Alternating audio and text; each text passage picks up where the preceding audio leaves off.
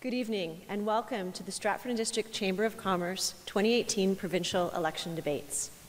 My name is Sarah Hamza. I'm a member of the board and I'm chair of the Government and Civic Affairs Committee for the Chamber. Founded in 1860, our mission has been to be the voice of business in our community.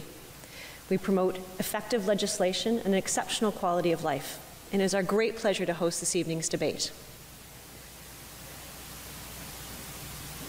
Pardon me, I lost my lines. Our focus this evening is to focus our candidates on issues that are important to business. We want to inform our voters and our members on the issues that are important to them and promote transparency and accountability in government. Joining me this evening to moderate the debate is Eddie Matthews, host of FM 1071's Juice FM, to moderate this evening's debate. Eddie is a trusted voice in business, trusted voice in our community, and is an ideal candidate to make sure that we have a fair and equitable debate for all the candidates. Thank you so much in joining and welcoming Eddie Matthews. Thank you, Sarah. Thank you so much. That's the first start of the night.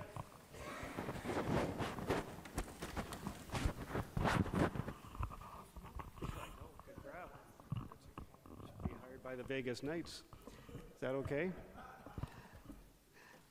Thank you for being here tonight. And if that's the only problem we have, then we're doing well. I've got a little bit of a problem with my voice tonight, so I may be relying on MJ here this evening. But thank you all for being here. Candidates, thank you all for being here as well, too. We should just let you know we will be getting questions from the floor. You can write them down. We'll announce the questions as well. If you see any of the chaps with the microphones, we'll do that as well. Washrooms are downstairs if you need to leave for any particular reason, like I may need to tonight. Hopefully we won't have to worry about that at all, won't we? If this is the only problem, we're doing okay. We'll get straight to it, ladies and gentlemen, because time is pressing and we want to get you out of here by 9 p.m. Thank you again to the candidates, and we'll start with Brendan Knight, the Ontario Liberal Party. Brendan was born and raised in Sebringville, currently works in Canada Post for Canada Post, lives in Stratford with his wife Megan and their 2 kids. Brendan dedicates his time to important social causes. For years, he has volunteered with local environmental organizations, including the Avon River Environmental Awareness, the Civic Beautification and Environmental Awareness, as well as spearheading cleanups of the Avon River through the Canadian Shoreline Cleanup. Brendan went to the University of Waterloo and holds a degree in environmental studies. The 2018 provincial budget shows an investment into a dental and prescription drug plan, increased minimum wage, free preschool childcare, updating hospitals, and mental health funding, just to name a few. And to start things off this evening, we'll give everybody a few moments to explain themselves and talk more. Brendan Knight from the Liberals. Well, thank you. I'd like to thank the Stratford District Chamber of Commerce for hosting this event. I am Brendan Knight, and why I put my name on the ballot is because I'm deeply concerned about our community and my family's future in this riding. And I care about their future education and their health care. I care about investments in our local community. And we live in a great province, we live in a great riding. And right now we're seeing many successes, whether it's the lowest unemployment in almost 20 years, the highest growth in the G7. But not everyone is benefiting from the growing economy, and that's why the Liberal Party and myself want to provide more opportunities for a fair, more affordable riding and a more affordable lifestyle, whether it be the installment of all-day kindergarten or childcare, the investments in pharmacare under 25 or over 65, hiring more nurses. And so these long-term, much-needed investments in our province and in our community are something that I deeply care about. But in this election, we're up against what we've all heard from possible Ford administration as possible efficiencies. And those efficiencies we know means cuts. And $6 billion in cuts could mean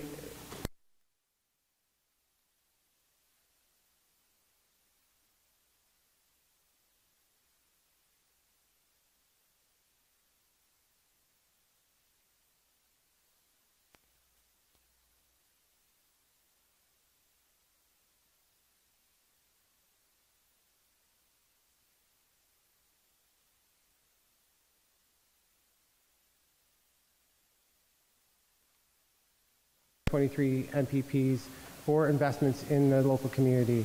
And so that's why I'm here today, and I thank you for your time. Thank you, Brendan.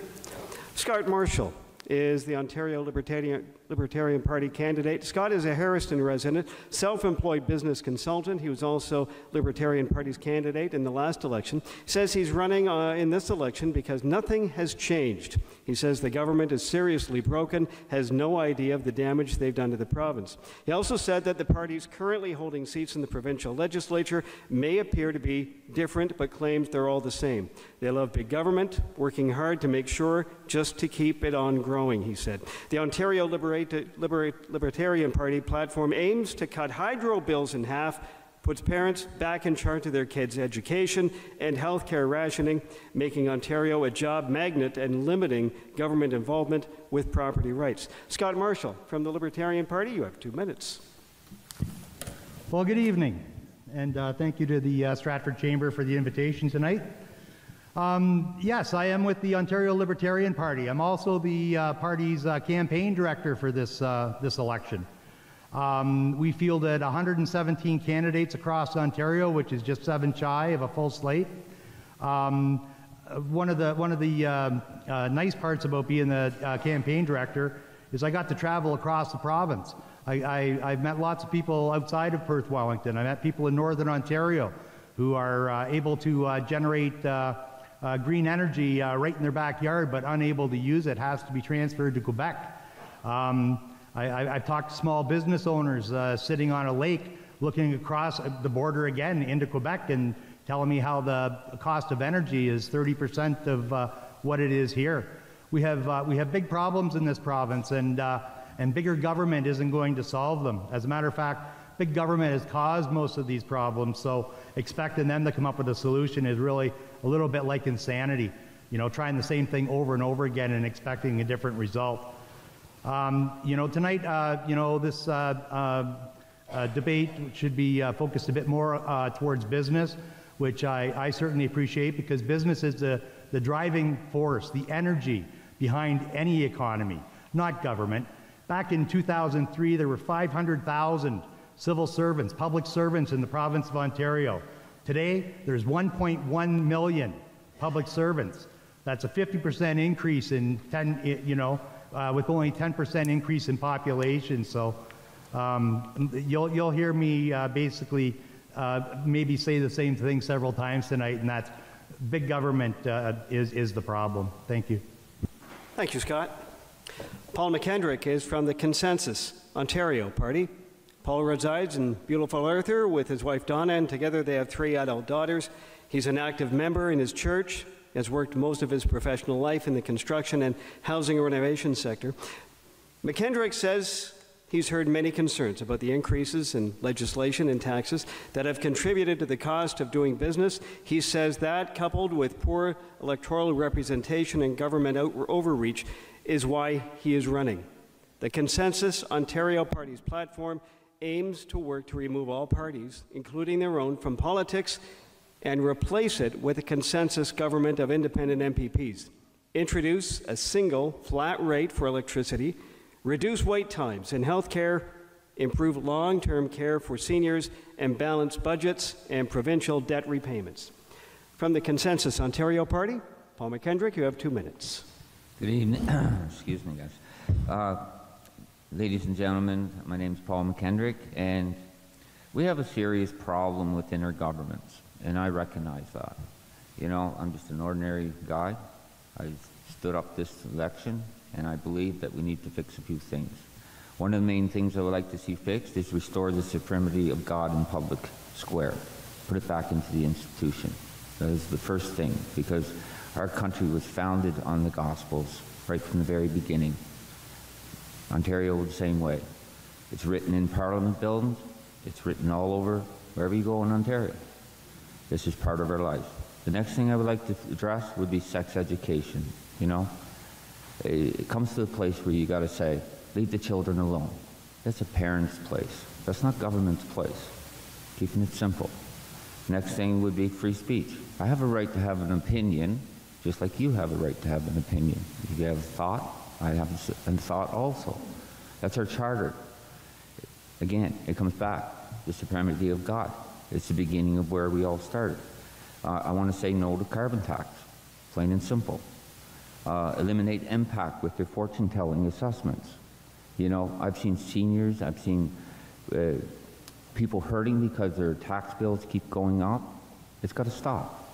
You know, if I put $100,000 into one house, they turn around and sell it for over market value. The senior next door, she's sitting there, she's lived there for 30 years, never did nothing to her home. And what happens? She gets a new assessment. She's on a fixed income. She's already worked her life. You know, there's places where if you purchase something, there's a value, correct? We understand that. But when somebody puts an assessment on top of that, you know, come on, you're hurting the seniors. This is why we have a problem with seniors moving out. I get it, because there's too much Paul, bills. we're just about done there. And can I also ask you to get closer to that microphone? I may bring it a little bit closer to you, just so we can hear you a little bit better, okay? Thank you, Okay. Paul. I wanted to bring on Michael O'Brien now, the Ontario New Democratic Party. Michael is a retired engineer who lives in Stratford with his wife, June. O'Brien has over 40 years of volunteering with developmentally challenged youth, the March of Dimes, coaching youth soccer. More recently, he's been an active participant at the local community food center. With a background in engineering and a lifelong commitment to social justice, O'Brien believes he offers unique skills and experience to bring meaningful change to Perth-Wellington. The NDP platform aims to cut hydro bills by 30% by bringing Hydro One back into the public hands, taking on student debt by converting loans to grants and creating student jobs, and protecting middle-class families by having the wealthiest people in profitable corporations paying their fair share. Mr. O'Brien, you have 2 minutes. Good evening, and thank you for inviting me to this debate. Business funds our economy. Money obtained from agriculture, home builders, automotive and manufacturing, arts and the film industry, forestry and mining, as well as increased taxes on wealthy individuals earning more than $220,000 will help the NDP's platform. In addition, the provincial corporate tax rate will be increased to 13%, and the health levy on large corporations that have been considered to be small businesses will be changed. These investments will result in farmers benefiting from an increase in the cap on the RMP plan and from protection of Ontario's production insurance program. Investment from the Prosperity Fund will fund apprenticeships that will benefit small businesses that employ tradesmen and will allow contract teachers to access permanent positions. Low-cost daycare will allow families to choose to work in the knowledge that their children are well looked after by trained ECE workers who will also be earning a livable wage. The Ontario Benefits Plan will allow people without a medical plan and seniors as well as people receiving social assistance to access dentistry, with a resulting improvement in health and the avoidance of visits to the doctor and the ER. Thank you. Thank you, Michael. Next up is Lisa Olson from the Green Party of Ontario. Lisa is a Listowel resident who has worked in human resources for the past 2 decades. She's also a published writer whose work has appeared in multiple publications. She's volunteered in the past with nonprofits such as Toronto Cat Rescue, Kitchener Chapter, and the Sexual Assault Support Center of Waterloo Region. Social and environmental issues have always been her passions. She's running because she believes that Perth-Wellington deserves the best and that the Green Party of Ontario is just the party to deliver that. The Green Party of Ontario platform states their aim is to create jobs in the clean economy, lower payroll taxes on local businesses, improve access to mental health services, protecting air, water, and farmland, and lastly, setting the province on a pathway to 100% renewable energy. So you're getting calls in already, aren't you? Lisa Olson, you've got 2 minutes. Thank you, Eddie. Oh, sorry, that was loud. Thank you for having me. I really appreciate being here. I got involved with the Green Party of Ontario because I absolutely believe in this party. I believe that this is the direction Ontario is going in, and I don't want to see Perth-Wellington left behind. We're moving to a 100% renewable economy. Costa Rica just banned fossil fuels outright. The cost of fossil fuels is going up, and we can't afford to keep doing what we're doing. If we keep doing what we're doing, we're going to be left behind, and we're going to be broke as a region. And I don't want to see that happen to us. I believe that the other parties are not talking about the environment enough. Climate change, I believe, is the #1 pressing issue in this election, and my goal here is to get them talking. We also have more than just climate change, though, and environmental issues. We have jobs, and we have plans for people as well. We have a really progressive plan to care for every citizen in Ontario, and we have the plan to pay for it as well. Which is something I think that the other parties may not be having. My husband played Vanna White, and he kind of gave these out earlier today. So if any of you want any, this is the fiscal plan for the Green Party of Ontario. He's at the back. He can give you one. We'd be happy to give you one. And I look forward to just answering your questions today, and I look forward to letting you know a little bit about the Green Party, because it has been a bit of a challenge to get the word out about our party.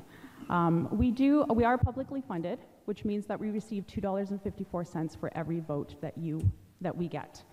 We had 2,000 votes in Perth-Wellington last time, so that's $5,000 of your tax dollars that, if you can't hear us, is wasted. We had 233,000 votes in Ontario. Thank you very much. Thank you, Lisa. And we should mention everybody's got their cell phones turned off, right? Everybody? Everybody, I'm looking up here as well, too. Randy Pettipies from the Ontario Progressive Conservative Party. Randy is a North Perth native, has been the Perth-Wellington MPP since 2011. Since he was elected, Pettipies has been an advocate against increased hydro rates, as well as a voice about issues such as family doctor shortages, roads, bridges, local infrastructure, insurance reform, the high cost of the college trades, and unwanted industrial wind turbines. He's a longtime volunteer with the Moncton Lions Club, also has served as councillor in the municipality of North Perth. Together with his wife Jane, Randy raised 3 sons at their home just outside of Moncton, and today they live in Listowel and are proud grandparents. The Ontario Progressive Conservative Party platform supports a $14 per hour minimum wage, the removal of smart meter charges on electricity bills, scrapping the Green Energy Act, and cutting gas taxes by 10%, among other policies as well. Randy Pettipies, you have 2 minutes. Well, thank you, Ed, and it's great to be here tonight. And I would like to congratulate all the candidates for being here tonight and putting their names forward in this important provincial election.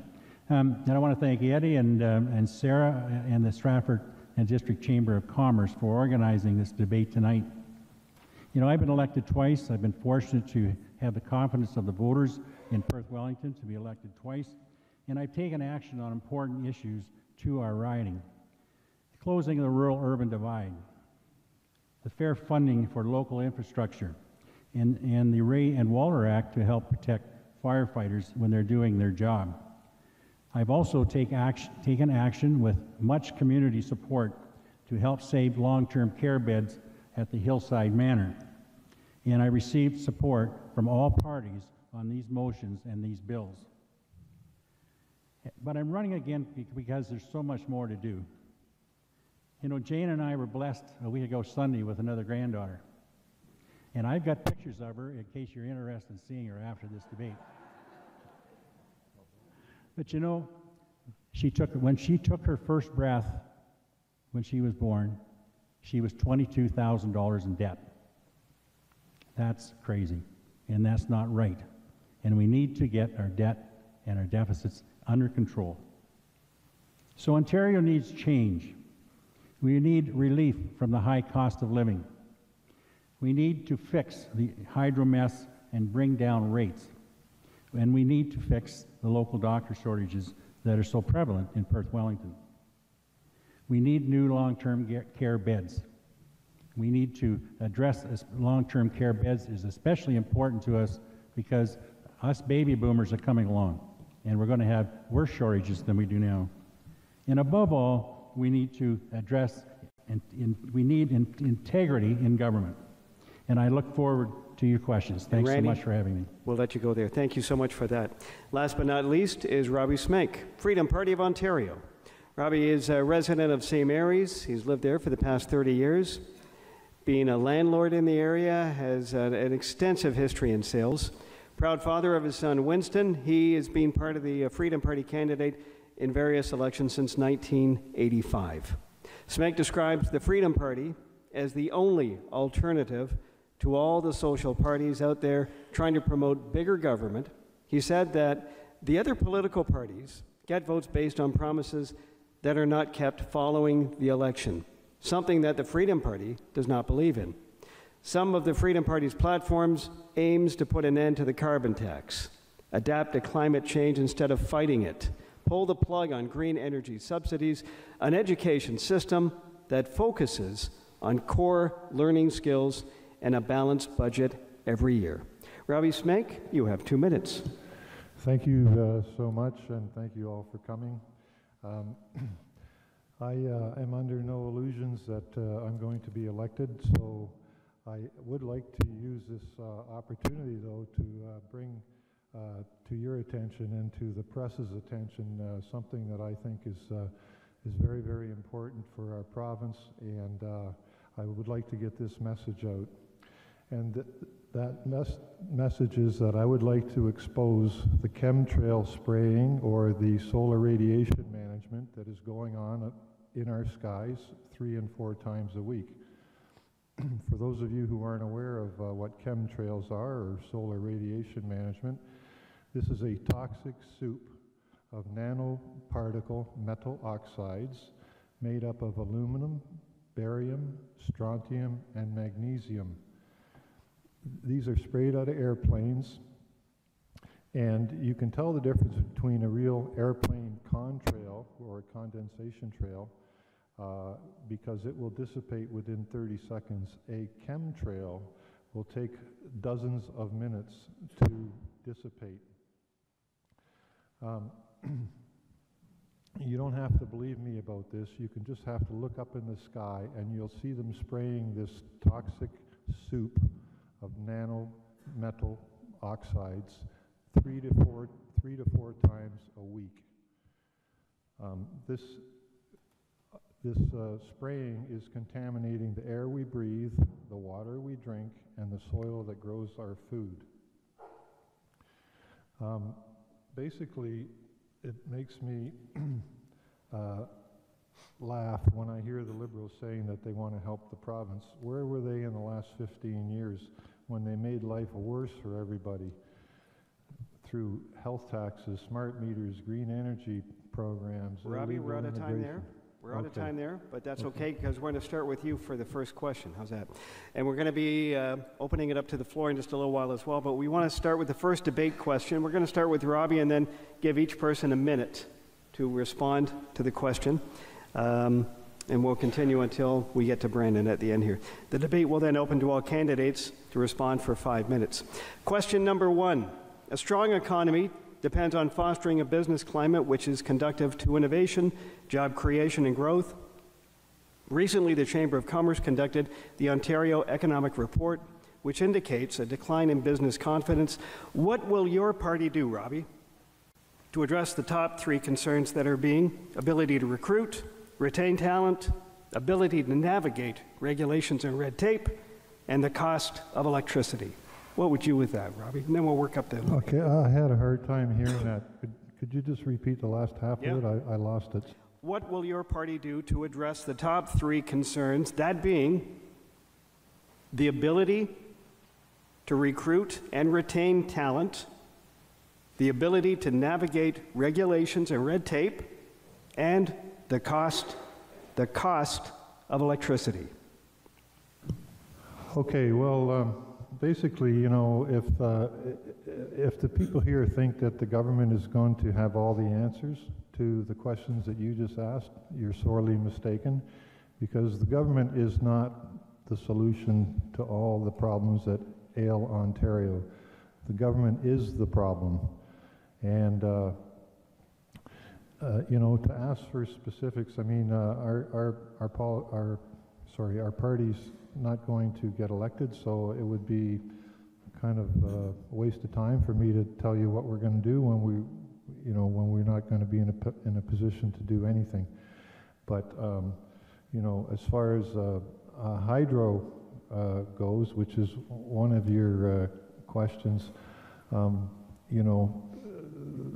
government has put us in a position because they're virtue signaling, and they have a green energy policy that is absolutely destroying the province with windmills and solar panels and smart meters. I mean, we have Niagara Falls, and Hawaii has cheaper energy than we do. Businesses leaving the province in droves. We're losing $1 million a day by selling our excess electricity to competing jurisdictions. Okay, and we'll leave it at that. We're 1 minute. Well, Randy, we'll get you to respond for 1 minute as well, too. Yeah, first of all, on electricity, we would repeal the Green Energy Act. That will be gone, and we will look over all the contracts that are there now to make sure that they are legal contracts and they're binding contracts. We will also, any new proposals that come along, we will look at them individually and determine whether they're a benefit to the province. To retain talent in the riding and recruit talent in the riding, one of the issues that's come up time and time again since I was first elected is the ratio business with the trades. You may be interested to know that I believe the ratio for electricians is 3 journeymen to 1 learner. So that means if one of the electricians goes home, the learner he can't work. So we need to. We have lots of work here in Perth-Wellington where they are screaming for tradespeople, and that's something that we'd like to address. Repeat it, I'd be happy to do that for you. Lisa Olson from the Green Party, what would your party do if elected? Well, first of all, for electricity, we want to move to a 100% renewable electricity energy. In the meantime, however, we're looking at importing. Quebec Hydro has offered to sell us hydro at 5 cents per kilowatt hour compared to 16.5 cents that we're currently paying from Ontario Power Generation. So that would be a considerable savings immediately. We would also be looking at closing down the Pickering nuclear plant when the license expires in 2018 in August of this year, because it's costing us a lot of money to maintain. It's simply not worth it. In terms of job creation, we're looking at jobs in the new sectors. We're looking at green energy jobs. We're looking at jobs that young people want to get into because it's STEM and they're interested in it. And so we would be attracting a lot of talent if we actually did move into these jobs and supported our economy that way. For red tape, there's a number of things that we want to do. We want to reduce the payroll tax for small businesses and nonprofits in order to help with the minimum wage. And there's a number of other, sorry, I'm running out of time. There's another number of other things that we'd like to do as well. Thank you. We'll have time for that because we're going to open it up for debating in just a few minutes. But Mr. O'Brien, what would the NDP do if elected? When it comes to electricity, we'll reduce hydro rates by 30% and also reduce rural transportation costs for hydro to what they are in urban cities. We'll also bring hydro back into private hands. We'll also renegotiate, as necessary, contracts which are resulting in too much electricity being built. Contracts which are about to expire will not be renewed. In order to retain employees, we'll need to expand the apprenticeship program and work with unions and employers to reduce the ratio, as Randy's already spoken about.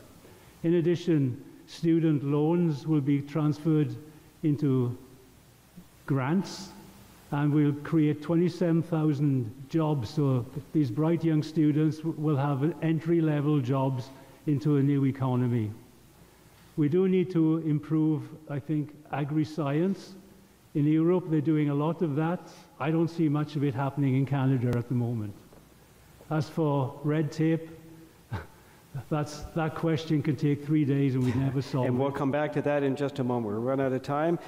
Paul McKendrick from the Consensus Ontario Party. What would you do if elected with some of these questions that are being posed? Okay, first of all, the smart meter give nothing but problems from day one. And my solution to it is remove it, plain and simple. You know, I've seen too many people hurting over the last, how many years it's been on now. But I do know this. If the hydro, it's like the hydro companies, you know, with competing. You look at Quebec, they're willing to sell it cheaper. You look at Saskatchewan, their prices are, but Ontario, we can't do it. You know, I think somebody better start considering firing a few of these people. It's like we've had the analog meter, it proved itself for 30 to 40 years. It worked good. I had no problem with that. So this is where the problem is. Now we look at the maintaining of the lines, the hydro lines right across this province. You know, it was excessive debts. In the last year or two, they say, oh, we had to pour in all this money. Well, who's taking care of these lines? Maybe they should be fired, the whole lot of them. Because, you know, it's the same thing with the Energy Authority or the Electrical Authority. You know, they approved this smart meter to go on my wall? Seriously? You know, there's major problems here. I know what's wrong with this smart meter. I have no problem with it. Hydro One's already testified that I reduced my hydro with 57%. And we'll be talking more about that in just a few minutes. And Scott Marshall, Libertarian Party, what would you do if the party gets elected? Well, when it comes to business, business is up against the wall. There's 380,000 regulations, laws and regulations in Ontario. 280,000 of them apply to businesses. You know, increasing the minimum wage in giant steps like that is punitive against businesses of all sizes. The government is just far too involved in business to begin with, so business has a tough time competing. And now, I mean, you know, we need to compete on a global means. The other thing, obviously, is the hydro. Hydro, just, you know, eliminate the Green Energy Act, eliminate time and use billing. Contrary to popular belief, not everybody is at work during the day and can, you know, cook their dinner after 7 o'clock and do their laundry on the weekends. You know, it's not just punitive against the people in general, but business for sure. Thank you, Scott. And Brandon Knight, last but not least, what would you do if elected? Well, we heard the concerns about high electricity costs, and that's why we brought in the Fair Hydro Act in order to reduce overall hydro bills by 25% for houses and businesses. And we know small businesses need help, and that's why we lowered the small business tax rate by 1%. But to retain help is a great concern for rural small towns, a constant concern that I heard not only in Perth but in Wellington. And one thing that they want, especially in Wellington, that is now coming to Perth, is added transportation. And so we invested $1.5 million in order to connect the small communities to go in Kitchener, so that people get jobs and jobs to get to people. And when I was in Palmerston and Harrison on the weekend, they were asking when that was going to come to them, so that they can get help from Guelph for their small farms. So that would be one big area that we could do right away in order to bring more jobs and retain more people in our small town communities. Okay, thank you for that. Let's open this up to debate, and I may interject just so we're not stepping on each other because we've got a lot of people up on stage, but we will open it up for 5 minutes if you would like to debate amongst yourselves with regards to the electricity rates or anything else that you've heard from the other candidates so far. Ladies first then. Randy, by all means. These questions are these answers are quite interesting. I would like to ask the NDP candidate, firstly, how much is it going to cost to buy back Hydro One? I don't know. But our plan is to buy it back using the dividends that we are getting from Hydro One now. And my understanding is that the private ownership is 53%. Michael, can I get you to get up close to the microphone, please? Just so we can hear you. My understanding is that the private ownership is 53%. So I would imagine if we buy 4% of the shares back, and we are 53% owners, then we're in charge of the system. That's what private industry does now, as I understand it. And private industry doesn't have a contract with anybody in this room concerning hydro. Not one person. You know, Ontario government gave up their right. Plain and simple. They sold it. It's gone. At this point, you know, none of us have a contract. You can remove it off the wall. Now's the time to remove it. Don't want to remove it? Don't. But the point is, it still comes back down to the smart meter is faulty. Faulty right from day one. And it should have been removed. They talked about it for 4 years down there at Queen's Park. I was down there at the demonstration. I know exactly what the way people are feeling. This has to be dealt with, and dealt with it once and for all, so we never have to talk about this. Get the smart meter off the wall, get it back in order, the hydro system, and anybody's getting in the way, fire them. Anybody want to respond to that? If not, we're going to move on to the next question then. Well, I'd like to say that you know, the Liberal promises of reducing the cost of hydro, all they're doing is they're kicking it down the road, and it's going to cost us $20 billion for future generations to pay off. The problem with hydro is that it's a government monopoly, and that's what the problem is. There's no competition in electricity. They dictate what goes on and what we pay. We have nothing to say about it. We didn't have anything to say about the windmills. We didn't have anything to say about solar panels. We've got to pull the plug on these inefficient green energy programs, and we need some competition.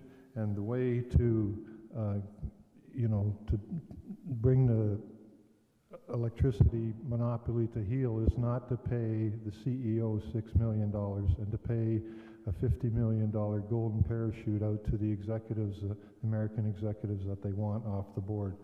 So this is not the way to handle our province's energy. Losing $1 million a day to pay for other jurisdictions to take away our excess energy. When you're swimming in electrical energy, you shouldn't have the highest energy rates in North America. Response? Do I have to respond to over here? Whatever you'd like to do, Randy. Yep, by all means. I'm sorry? Yep, by all means, if you want to respond to... Well, I want to get back to this hydro issue. The NDP candidate says they don't know how they're going to pay this back, and that's scary. If I was to go to a bank and want to borrow money, and the bank manager said, how are you going to pay this back? And I said, I don't know. Do you suppose I'm going to get the money? I don't think so. Also, I'd like to ask the Liberal candidate just exactly when the Premier of the day, Ms. Wynne, told the public during the last election campaign that she was going to sell Hydro One.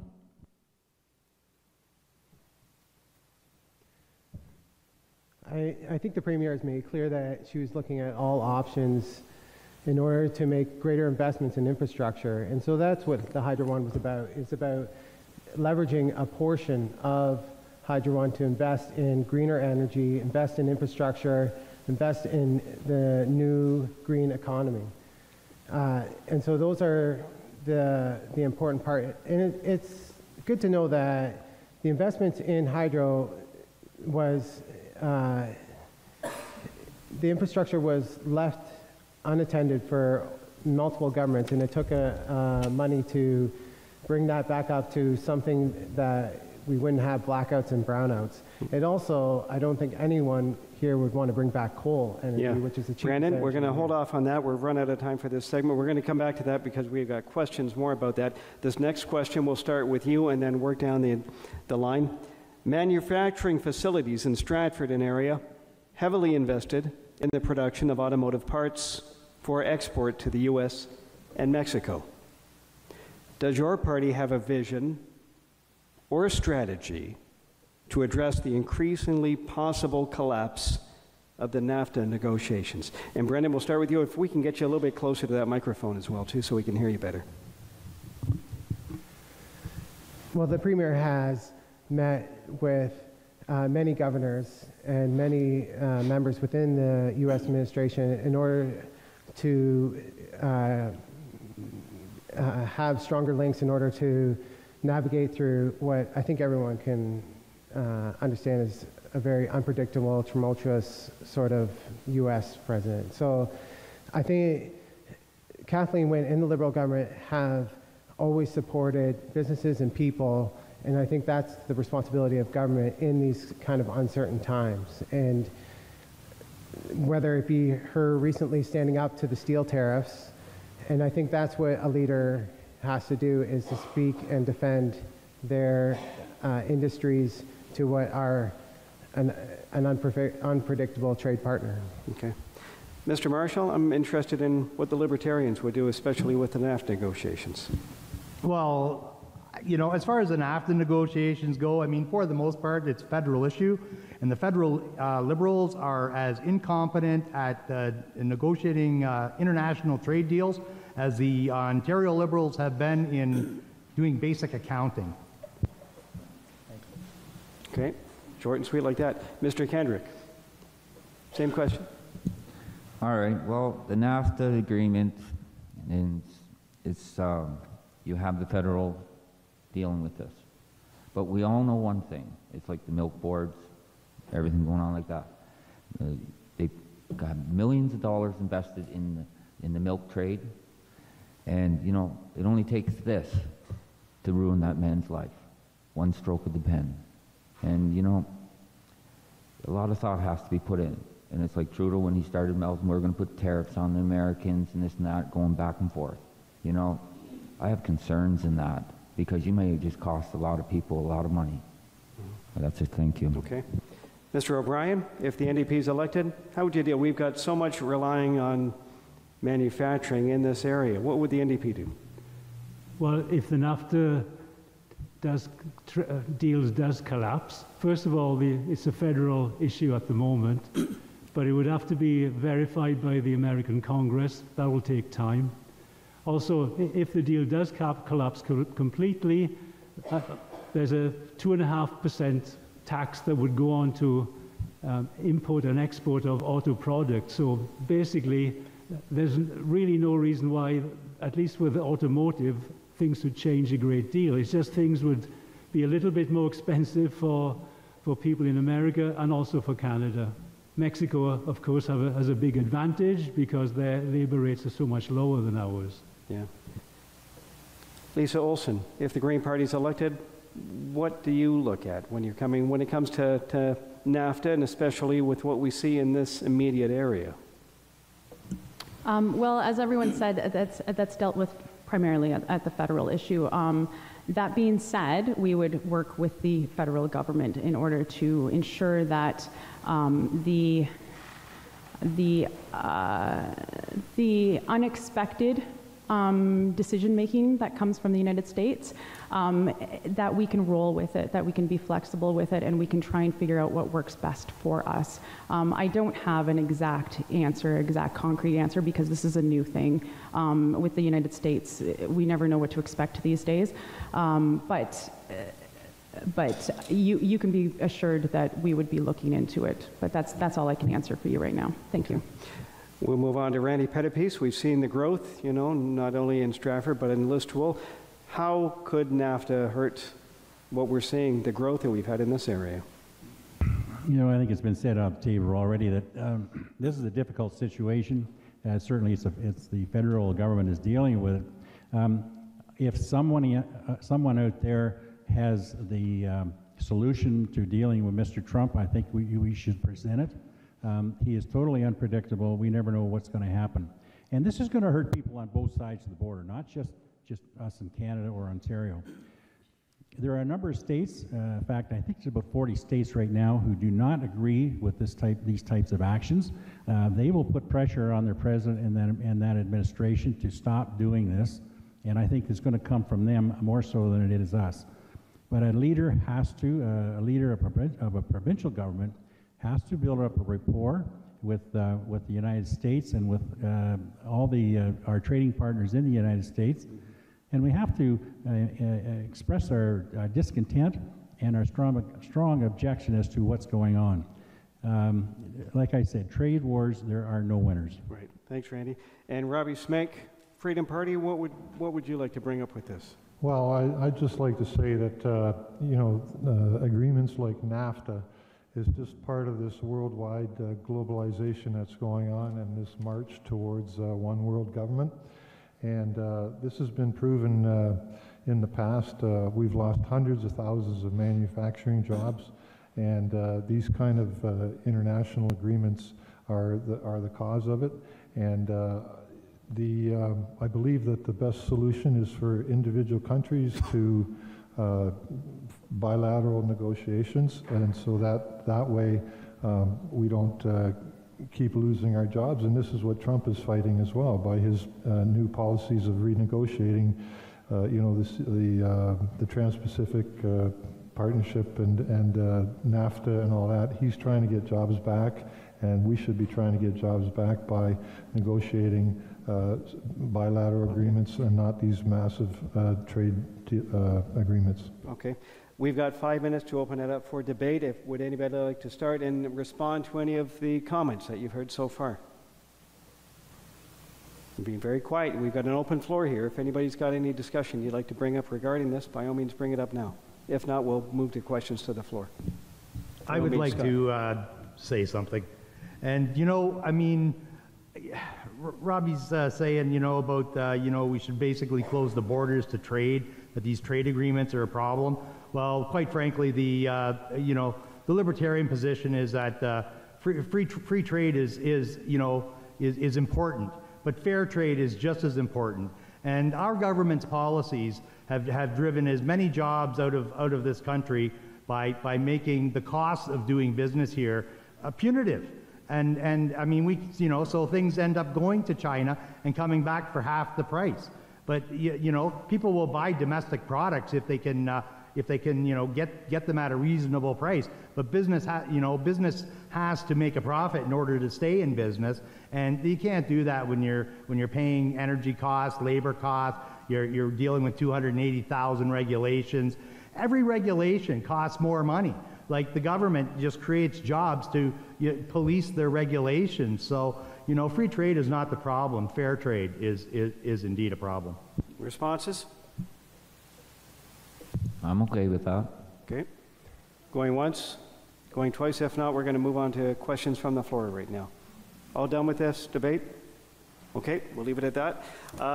We have our first question of the evening. The present government has expanded the number of hospices and provided government funding. If elected, would you support continuing the present funding program? And we'll throw this to the Liberals first and then move it down then. Brendan? Yeah, of course we would continue the funding that we put forward so far. And as your MPP, I'd work with the various different local groups in order to see what the needs are to better suit more funding going forward for the needs of the community. Okay. Everybody's familiar with the hospice that's going on, Randy? I must apologize. Sometimes it's very difficult to understand because of the echo in the room. Could you repeat? I'll read it again for you, right? Not a problem. No, if anybody has any concerns, by all means, let me know and we'll make sure we get it. The present government has expanded the number of hospices and provided government funding. If elected, would you support the present funding program?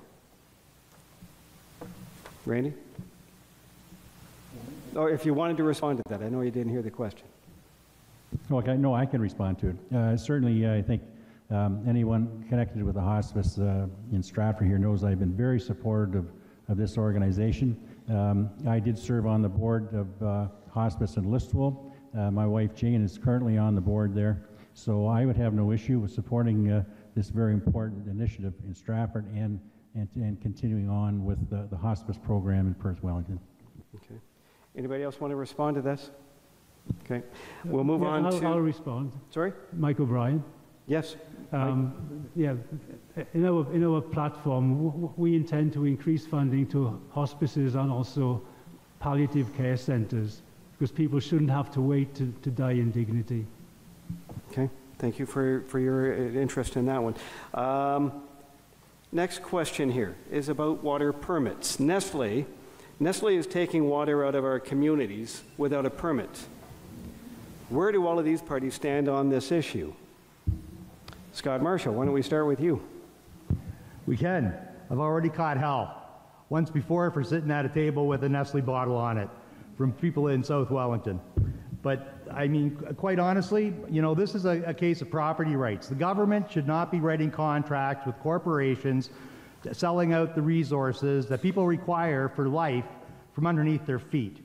The people that live above that water and that are in that community deserve every benefit that comes from that water.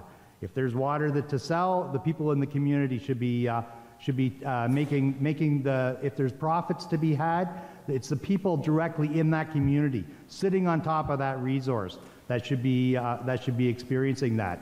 Not a bloated bureaucracy down in Toronto, just taking it away and you really have no say about it. Why don't we expand that a bit, because we've heard in another county about the resources that are being tapped. We've got a high-speed rail that may be going through Oxford County, through Zora, and going right through farmland for the high-speed rail that could be proposed. Is this something that you think needs to be addressed? Yes, Lisa. Could I answer the Nestle question first? By all means. I'll get to that? Okay. So the Green Party of Ontario is absolutely against this. We believe in food and water for communities and people first. There is absolutely no way that a corporation like Nestle should be coming into our communities, taking our water for pennies, selling it back to us for dollars in one-time use plastics that we have to pay to dispose of. They take it in droughts, they take it in times that we're not allowed to access our own water. It's absolutely unacceptable, and we have a firm no on this. As for the transportation, the Green Party of Ontario believes in expanding the Green Belt and also protecting our prime farmland. We have great farmland in Perth-Wellington. We need to keep it. We need to not develop it. We need to protect it. And if that includes a rail service not going through our farmland, then that's what that includes. We need to protect our farmland. Thank you. Okay. Anybody want to respond? On the Nestle water, the problem is that where was conservation in all of this? You know, somebody approved it for taking this water out of the ground. You know, this is serious, you know. If you're going to take water, or you better have a reserve set up for the people in the towns, the small towns, and etc. And, you know, but this conservation and all this government overlaying all for pennies, and it's like over in Erin Township, you know, that township is drilling 3 wells, and it's costing them $600,000. But don't worry, Nestle give them $33,000 to help find water. Seriously? Yeah. Randy, I know you had your hand up as well. Yes, on the water issue, you know, if I have a product, if I'm in business, I have a product to sell and nobody buys it, I'm going to go out of business.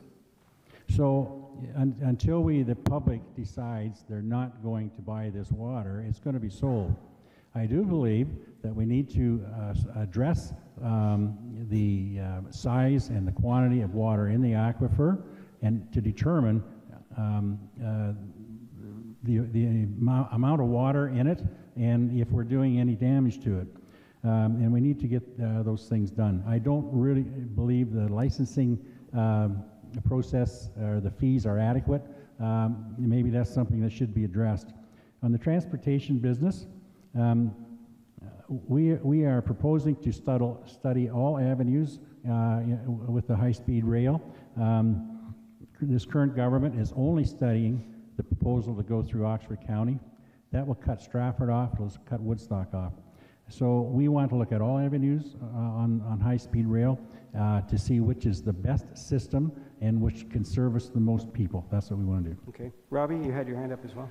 Yeah, the water issue, you know, we're told you can't water your grass, be careful, don't leave your taps run, and then the government and their crony capitalist partners are extracting the water. They should be paying the same as the homeowner for their water. As far as the high-speed rail, the last thing this province needs is another mega billion government project building a high-speed rail that nobody's going to use It's going to have to be subsidized forever and ever, and you know, it's the taxpayers that are going to be on the hook for it. And you watch, if it gets built, it'll be underutilized for years and years and years, because it's just impractical. Okay. They're trying to make London and Kitchener and Windsor a suburb of Toronto, and that's just not going to happen. Yeah. Brandon, I know you had a comment?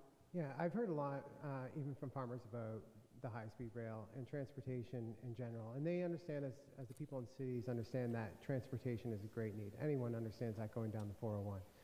And the main issue that I hear over and over again is just transparency and consultation. And I think that is... Brandon, get closer to the microphone. There we go. The main issue I hear, and we've locally gone through this with the 7A, is a transparency and the local representative being an advocate with the Ministry of Transportation so that everyone understands where the plans are, who's going to be affected, and the affected farms, which some of these farms are multi-million-dollar farms that could possibly be cut through or cut off. That is being worked with the Ministry of Transportation, with the government.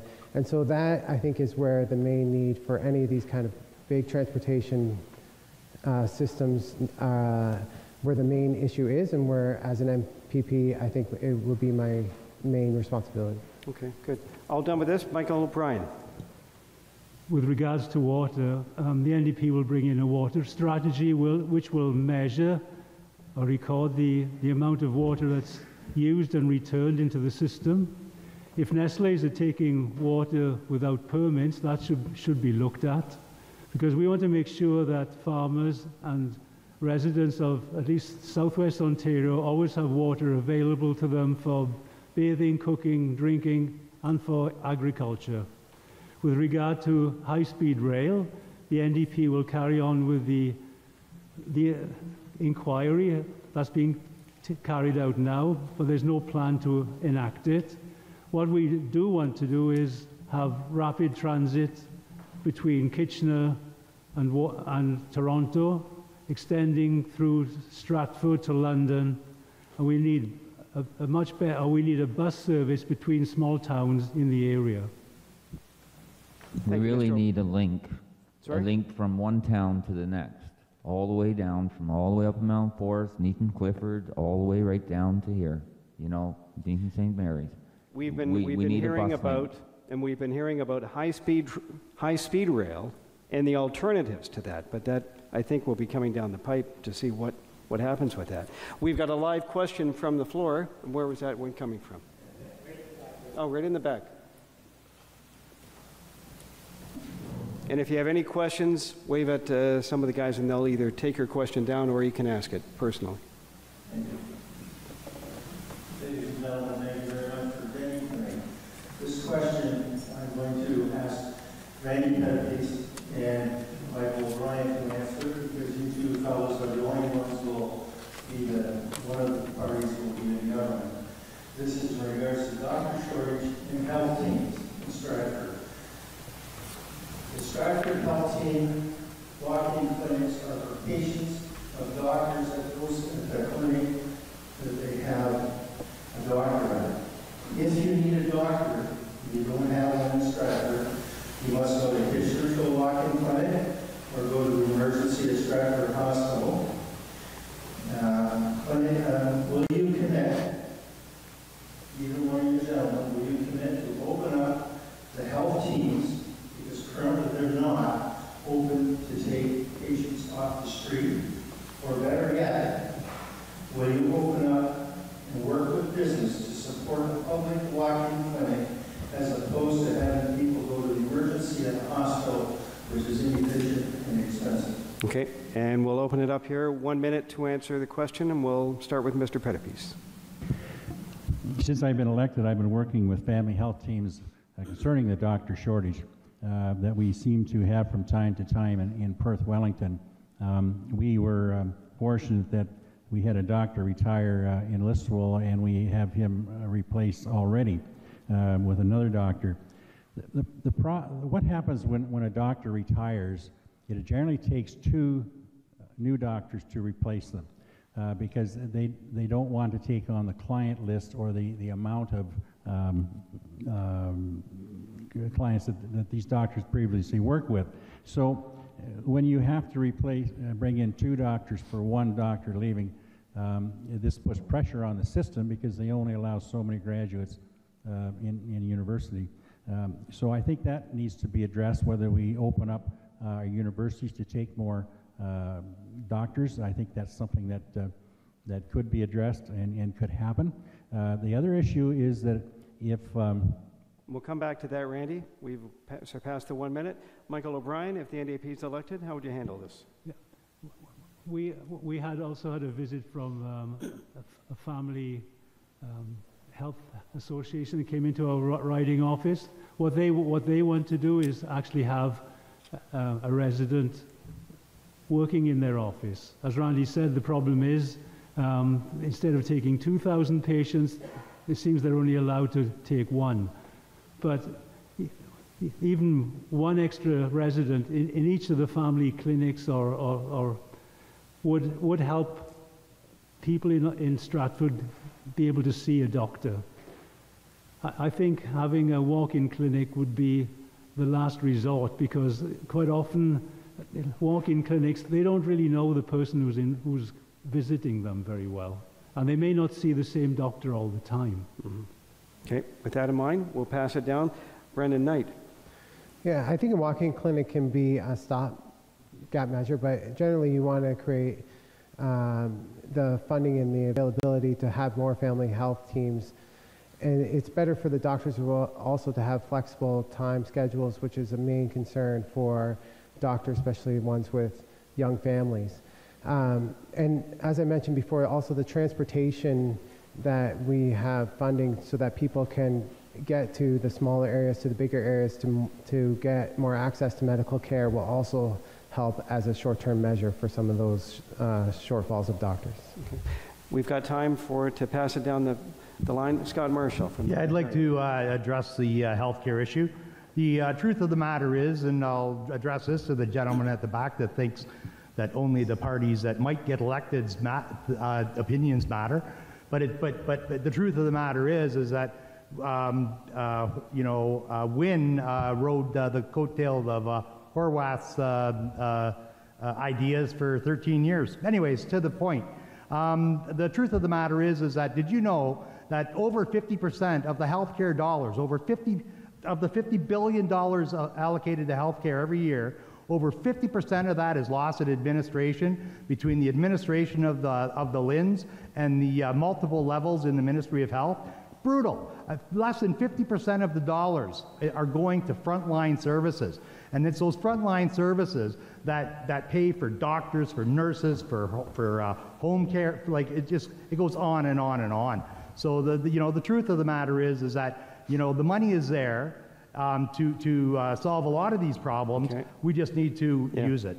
Paul McKendrick. Well, we all know there's in the healthcare. It was last year, I think it was 61 billion, I'm pretty positive.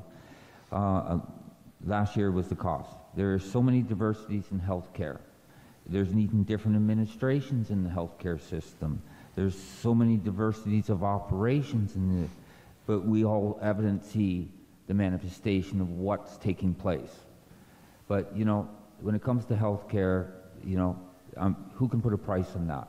Mm-hmm. If you got a sick one or one that's hurt or dying, you have to provide the necessities for these people, regardless. It's our duty. Thank you. Lisa Olson from the Green Party. How would you handle this problem in healthcare? We have a number of initiatives. First off, we want to increase the number of nurse-led clinics, especially in areas that don't have actual clinics. We want to reduce the stress on long-term care beds by increasing funds in home care. We want to help people. We want to invest in smart technology so that people can age gracefully at home. We want to reallocate the funds so that money is not mainly at administration, it's at the front line so that we can hire more nurses and frontline staff. There's a number of things that we want to do, and those are just a few of them. Thank you. Okay. And Mr. Smith. Yeah, as you noticed that the government has a monopoly in hydro, and look at the mess we're in. They also have a monopoly in the healthcare system. Look at the mess they've created. There's more bureaucrats in the healthcare system than there are doctors and nurses. We've got to stop looking at the symptoms and look at the root causes here. You know, natural remedies, native medicines and plants, homeopathic, chiropractors, alternative medicines are all being ignored. It was the government that put a restriction on the amount of doctors that could go through university medical schools. That's why we have a doctor shortage. I mean, we have 14 LHINs in the province that are costing us $100 million a year, whose only purpose is to deflect the responsibility from the provincial government. We have CEOs of each of these LHINs making $300,000 a year. The money's being totally wasted, and it's not being spent properly. Thank you, Robert. Randy, we'll get back to you in just a little bit when we open up the floor to other questions as well. And this one may be addressed to you, government property sell-off. Does your party intend to sell off more of Ontario's properties? If yes, will you allow a plebiscite to decide a directed vote of all members of the electorate? I'm not aware that we've even talked about that. Okay. Okay. We'll go on to Mr. O'Brien. Your leader makes much of the issue of a costed budget when it comes to Mr. Ford. Pretty rich considering she doesn't know what side of the ledger to declare a debt. What is budgeted cost of her sanctuary province plan? Regarding the first item, yes, I think we could have handled that a little better. With the sanctuary province, you know, it's our philosophy that people who need help should get it. There's no need for people to die or be living in pain when there's no need for it to happen. We've got another question coming from the floor. Yes, George Brown. I'm just curious, has anybody talked about mental health, children mental health? There isn't a mental health psychiatrist in the city of Stratford, nor the county of Perth, I believe. There is no room to go. There's a waiting list for up to 2 to 3 months to get a child in, get some help. And is there anybody that suggests that maybe we can put some money in where it's really needed instead of spending on bureaucracy and overhead isn't necessary? Yep, by all means, Michael O'Brien, you start. The NDP plans to create a new Ministry of Health, Mental Health. They will actually hire 2,200 new nurses for mental health hospitals and also another 400 to take care of children in schools. Randy? This is a situation that we've been hearing a lot about, and I know about. We've committed more money to mental health issues, and I wonder what good another ministry is going to do. That's just another level of bureaucracy, which is going to be taking money out of the system that should go to the kids. So our long-term care, or our Ministry of Health can certainly handle that with the amount of bureaucrats they have there now. So creating another bureaucracy to do this, there goes more money down the drain, in my opinion. Okay. Lisa, you wanted to respond to that as well. Yes, the Green Party of Ontario, we actually want to include mental health in OHIP because mental health is health. There are, as you mentioned, that there's a number of children specifically who are on the waiting list. When somebody asks for mental health help, there's a window of opportunity. And if that window of opportunity where they actually are vulnerable enough and brave enough to actually ask for help, if that passes because they're waiting for help, then we've lost that person. We don't want to lose that person. If we actually get to put the funds in the source of the problem and help people lift them up before it becomes an issue when they're grown up, then we're not throwing money there. We're actually saving money. We're actually helping them at the source of the problem. We also want to eliminate the standardized testing in schools, and we want to amalgamate the Catholic and the public school boards. So that way we would end the double payments of administration, busing, property and such. So that would also help pay for a a lot of educational assistance and mental health in schools. Good. Thank Thanks, you. Lisa. Robert Smek, you had a... Yes, I think this is another case of looking at the symptoms instead of attacking the root causes. We are suffering through an opioid epidemic in this province. Most seniors are on 10 to 15 different pills a day. Youngsters are being fed Ritalin in school and other drugs to keep them quiet.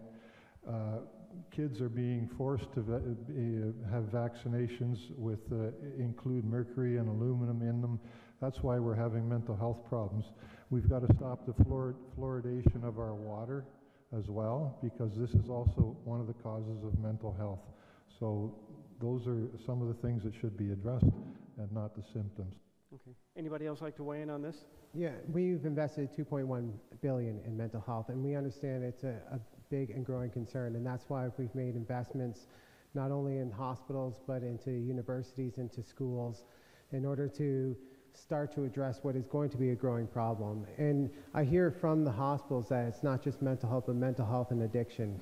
And so we've started by distributing the naloxone kits, but that is not going to be enough. We heard about the psychiatrists and the retention of those, and the demand is high.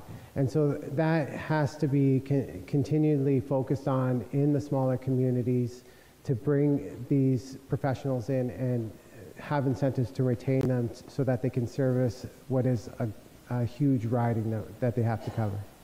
Okay. Anybody else want to weigh in? It is need to be invested in, even further. You have no choice. It's part of the society. It's there. It's a problem, and we have to address it. I don't think anybody's going to argue that. Okay. Okay. Next question. The Perth County Courthouse, and we'll throw this at the Liberal Party right now. The Perth County Courthouse is inadequate for our community's needs. St. Thomas was able to get new and accessible courthouse through their MPP's efforts. What will your party do to help this community get a suitable courthouse? And we'll start with Brendan.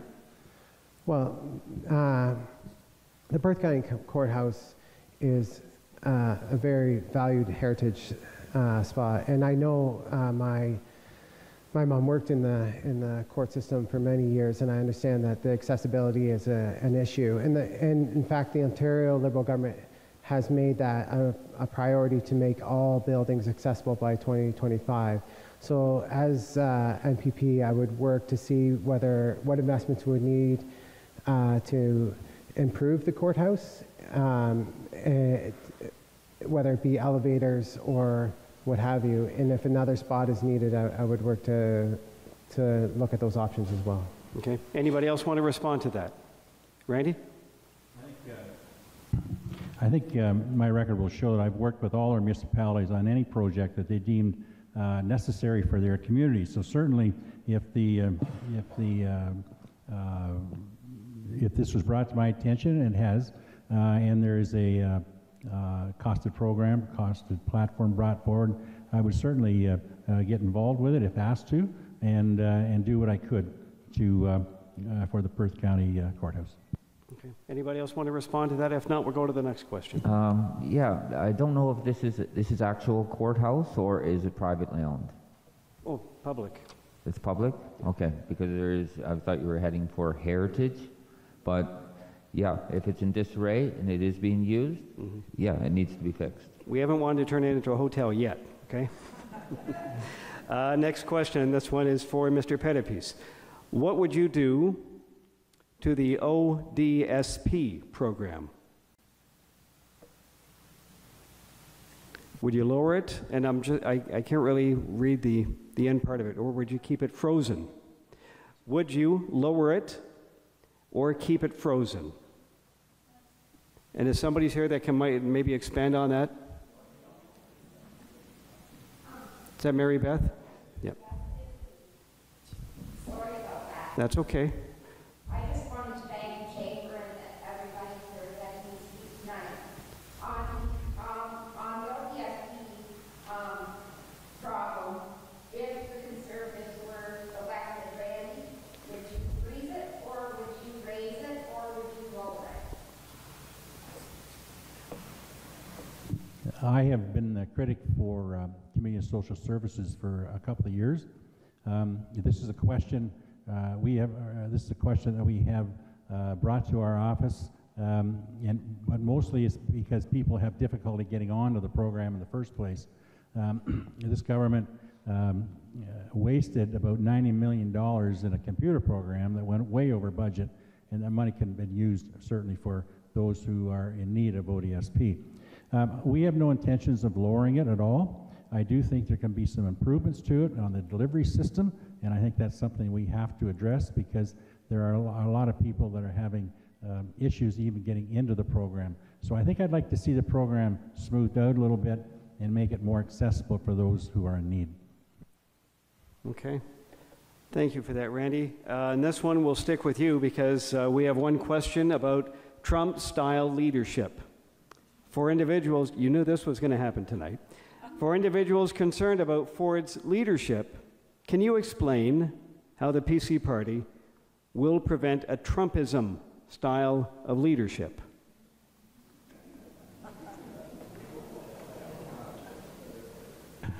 First of all, his name's Ford. It's not Trump. And he is a different type of leader.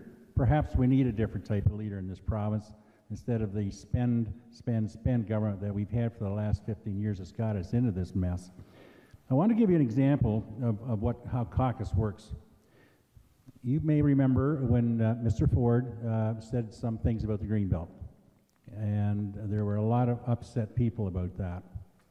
We as a caucus got together and informed his staff, his campaign manager, and his chief of staff that that's totally unacceptable.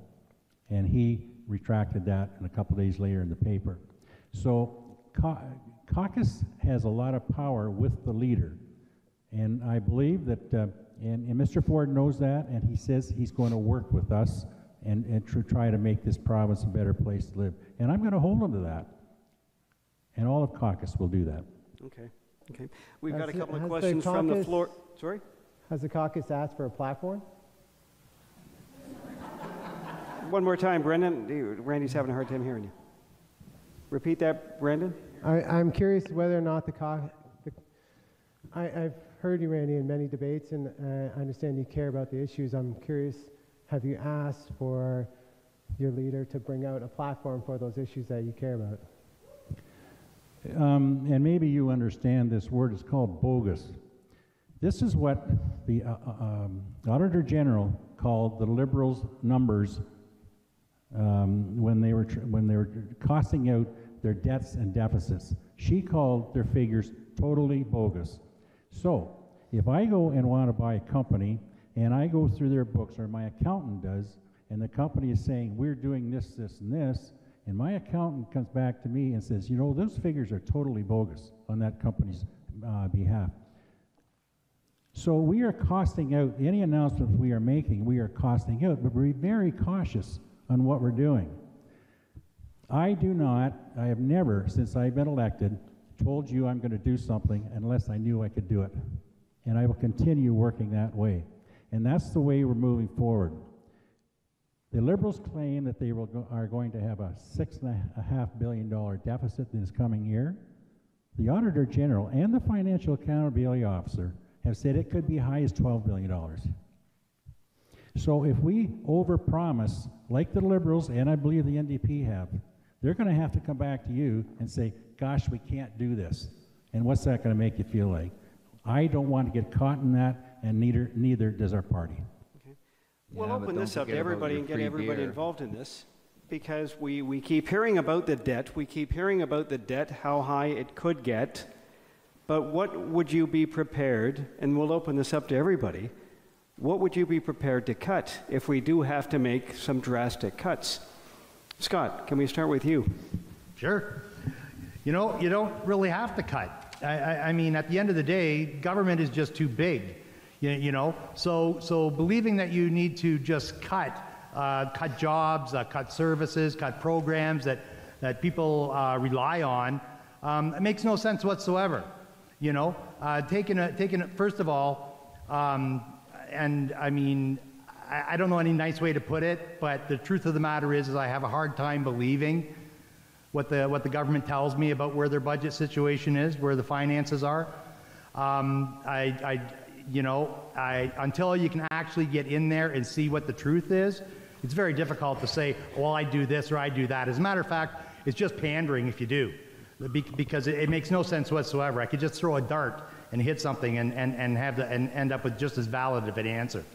The truth of the matter is that we are an aging population. There's going to be lots of people retiring over the next little while. We need to find, the one party, they talk about finding the efficiencies. Well, the truth of the matter is that there's a lot of bloat. And, through attrition, you could probably slim things down a bit. Through getting rid of some of the programs that government just invented to create more government, you could probably slim things down a little bit and make all the money go a lot further. Okay. Anybody else want to weigh in on this one? Yeah, Lisa?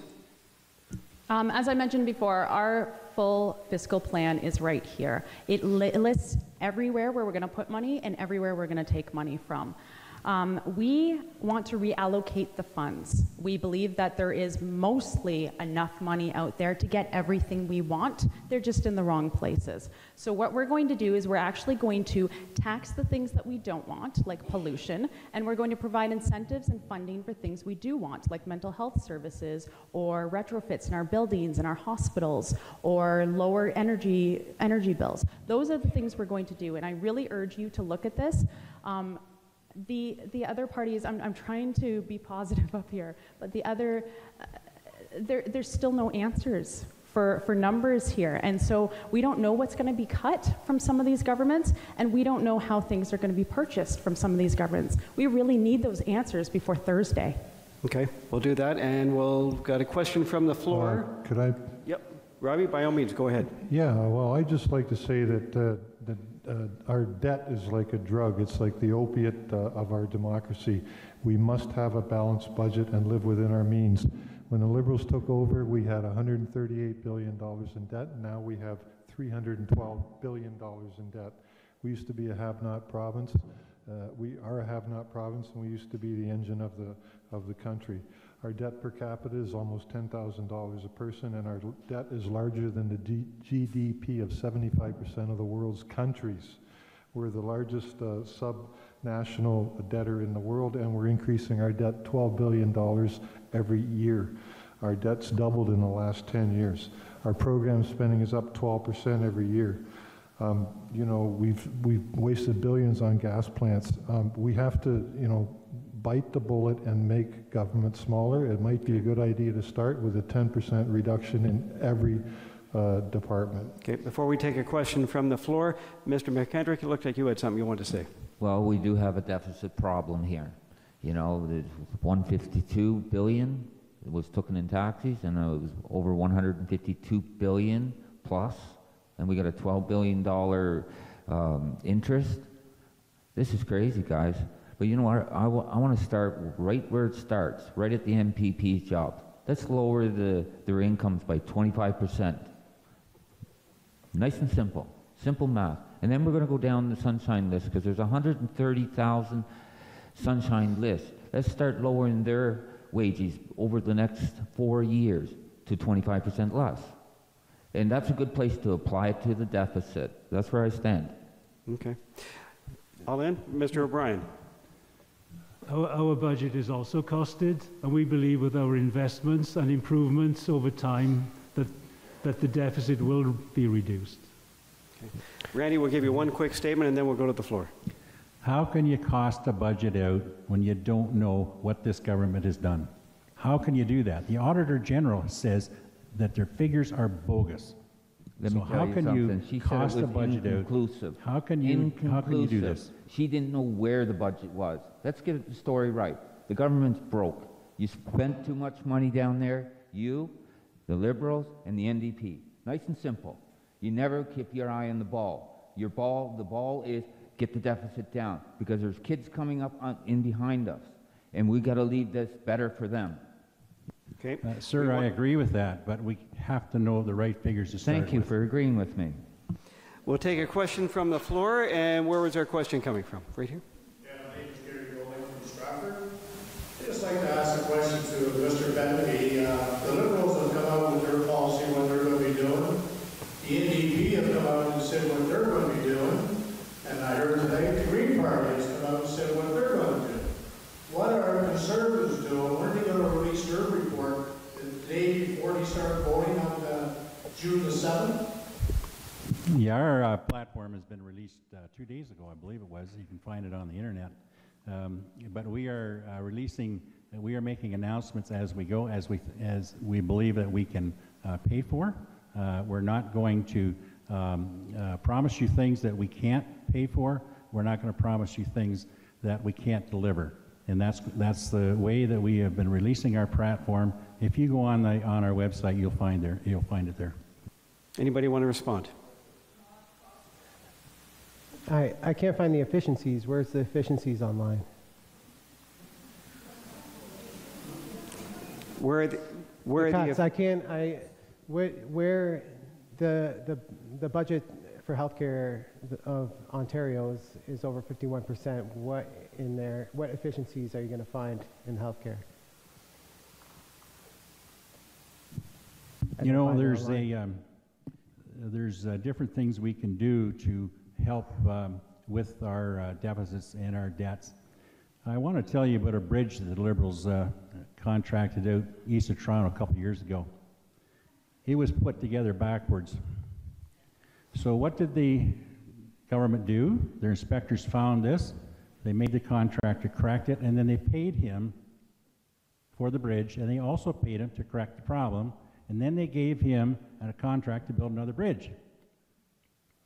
Those are the efficiencies that we're going to look for. We're not going to waste money like you guys have. We're going to look for those efficiencies so that we have more money to put into things that we consider that we need, such as healthcare, education, and mental health, stuff like that. So those are the things that we want to do. This government has had 15 years in power, doubling our debt and putting us into deficit that we are going to have a difficult time. It's going to take a number of years of getting back on the black side of the ledger. So those are the things that we're going to do. We're certainly going to look at how the government operates and how they give out contracts and how they pay for those contracts. Okay. Well, with $6 billion in cuts, is all that coming out of bridges? Like, how many nurses is that going to be? The only cuts we've talked about is your friend at Hydro One that's making $6.5 million, and some of his friends. That's the only cuts we've talked about, and you know that. Well, but didn't you say that no one would lose their job? Is it just that person's going to lose their job, no one else? Yeah, I see your leader's cut herself out of the race, so that's one cut. Well, I think it's more important. I think it's more important to know what is going to happen within our community. I think a representative should be honest and forthright of what, if you're going to cut major amounts out of the Ontario budget, what are those cuts going to be? And if healthcare is 51%, how can you cut $6 billion out without touching healthcare? That's, how many bridges is that?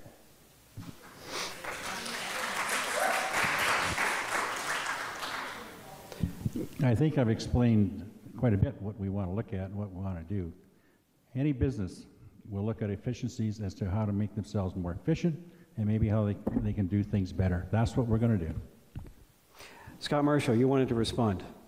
Well, yeah, I just want to, I'm listening to the, bantering back and forth here, and quite frankly, how many bridges is that going to, involve? Well, let's talk about 5 levels of administration and bureaucracy in the Ministry of Health. Let's talk about over 50% of the healthcare budget that's supposed to be, for frontline services. It's the stuff that people are going, to the emergency ward for, going to the doctor for. 50% of that $50 billion going to $56 billion in the upcoming budget is lost in administration. So you don't have to look very far to find $6 billion to spend on frontline services. Thank you for that, Scott. We're going to take a few questions from the floor here as time is wrapping up. We've only got about a half an hour left. Bonnie, I know you wanted to say something. Bonnie Henderson. I'm Bonnie Henderson. I'm a city councillor here in Stratford, and I'm very frustrated when we have developers come in to council, and we have citizens getting a hold of us because they need accessible homes, they need affordable homes, and just recently there's going to be an 810 home development on Park for 55 and older. And when I asked about accessibility, there's none being built in at this stage. Are any of you in your platform are going to try to get that save a project? Because I don't know what the figure would be, maybe more than 200 homes in a development, that we say 1% has to be affordable, 1% has to be accessible. Does anybody have that type of movement coming forward to help us in these values? Lisa, we'll start with you. I believe you were at last week's meeting. Yeah, I remember. As I mentioned last week, we want to mandate 20% of all new builds having affordable housing. So that's rentals, condos, and detached homes. Accessibility, I completely agree with you. I work with people with disabilities. We're not, the Green Party of Ontario did get a very high accessibility rating from Accessibility Ontario, but it's not enough. We actually need to bring in more accessible housing, and I completely agree with you. That's something that I would be pushing for. And as I mentioned last week, when people think things are accessible, they're not necessarily accessible. We need a third-party person to come in with a wheelchair and actually test everything out and make sure that they're actually accessible. Thank you. There is another option too, because if you bring in private investors into like co-op housing, where it's actually the community of the renters that actually take care of the place. I'm just throwing a theory out here.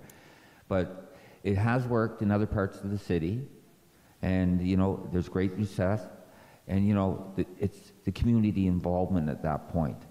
And at the same time, we could probably work out something through all this government bureaucracy, tax incentives for builders, you know, to build these type of homes in rural and in cities. So, but that's a whole new direction. But it would take some of the social housing problems and out the taxpayer's pocket. It's just a thought. Yep, Robbie. Yeah, well, you know, here again we're talking about the symptoms instead of looking at the root of the problem. And I think the root of the problem here is another government program called rent controls. Before rent controls came in, housing and of all sorts was available, and you know, the private sector looked after the housing market. Government had nothing to do with it, and then the government got involved with rent controls, built up a huge bureaucracy. So developers don't want to build these kind of buildings, and you can't blame them because they're going to lose money on them. So that's why there's a dearth of these type of accommodations that are really, you know, necessary in the community. And it's all because the government is running the housing market, basically, and that's what the problem is. Anybody else? Mr. O'Brien? One of the reasons why house prices have gone up so much is because there's a shortage of housing. The feds got out of the business in 1995. They stopped building rental houses. We do need to get co-ops involved in building more houses. The NDP say they're going to build 65,000 houses over 5 years, I think it is. All of them should be accessible. They should be stacked houses, townhouses. They should be all affordable so that people on low incomes can get into them. Yeah, it's called removing the HST off of new homes. That would be a good place to start. Scott Martin? I think at one time builders had a lot of incentives to build houses, and that's disappeared, and that has to be looked at again. We Scott need Marshall? housing. Having some sensible policies in place would encourage it. For sure, rent controls do not help private developers in their desire to go out and build properties. But you also have to look at the incentives and strengths that the municipality itself has. There was a case just up in North Wellington recently where a developer was going to build a 6-unit building had an interior hallway and changed the plans to have it accessible from both sides outside, and the local development charges went up by $50,000. I mean, like, it's unbelievable for a small, minor structural change to the plan, right? But that's because there's so many different regulations, there's so many qualifications. There is so much bureaucracy. They say right now that a home, and you know, Vancouver's not a great example, but a home in Vancouver, building brand new, $420,000 to comply with government. Okay, what's that here? You know, what it is in Toronto. It's like $260,000, I believe. You know, so I mean, there's room for everybody to work together. Thank you, Scott. Randy, we'll end with you there. There's a project going on up in Minnow. You might be aware of it, which I think is something that's going to work. The county has thrown some money into this thing. They're looking at low-income housing because to help with the workers that are coming in to work at TG Minnow up there. So it's an exciting program that they've started, which I think that you know, the rest of Perth County and certainly Ontario could look at of how they're doing it there. They've had some hiccups with it, and I think you know, contractors are willing to do this, but the problem is a meter of concrete in a $400,000 home still costs the same as it does in a low-income home. So there are costs that have to be addressed, and I think we need to work with municipalities, and certainly government should get involved, I believe. But I think also a good idea doesn't have to come from government. It can come from municipalities. And I think if it's on their website, what they're doing up there, and that's something you might be interested in looking at. Okay. We've got a question from the floor, from this gentleman. Well, make sure the mic is turned on there.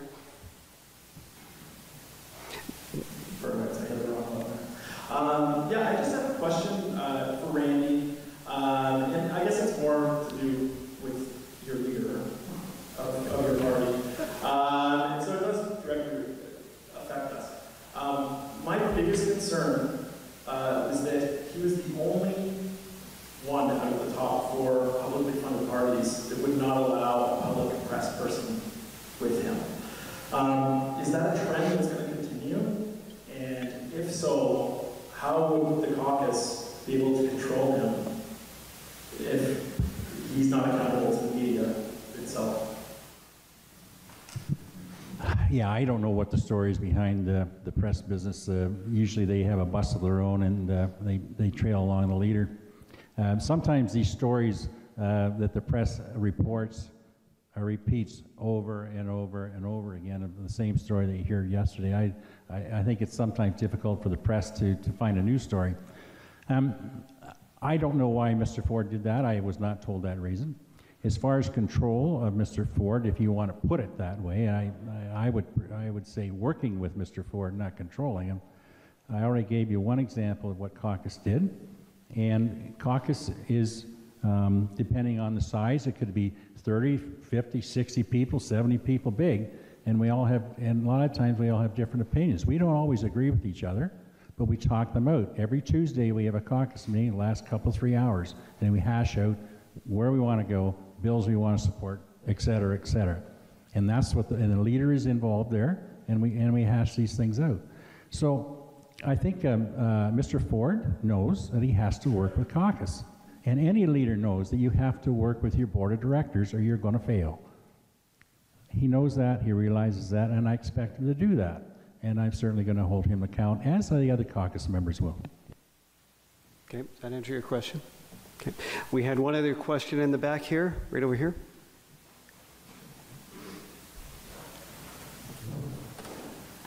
Yeah, my name is Lisa from the Multicultural Association, Provincial. First, I want to say thank you. Really wonderful committee, wonderful countries. You know, when I was in Russia, I had to vote for Putin because they have to push me to vote for somebody. But we're lucky we choose for who we are going to vote. And then my question is talking about newcomers in our area. We have a lot of newcomers coming here. We have a lot of jobs here. The government promoting to bring newcomers to our area. There is no house, no transport, and our local immigration partner. And then how you guys bring, first thank you when you're helping us a couple of years. And then my question is for NDP, and then how your plan, you have any type of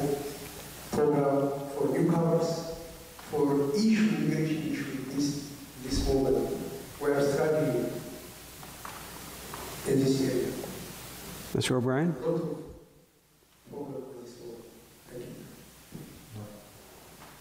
As I said, we have a plan to build 65,000 homes in 5 years, and also 30,000 supportive homes for people with addictions, mental problems, etc. We intend to have this funded in such a way that we get more co-op housing involved, and there will be low-cost housing. That's our plan. Okay. Why don't we open it up? We've got a few minutes. I haven't seen any of the questions coming in. We do have one in the back here. We still have just a few minutes remaining. How would the rest of you deal with new Canadians? If we have new Canadians coming into this area, how do we help support them and make them, get them more integrated into our society? Randy?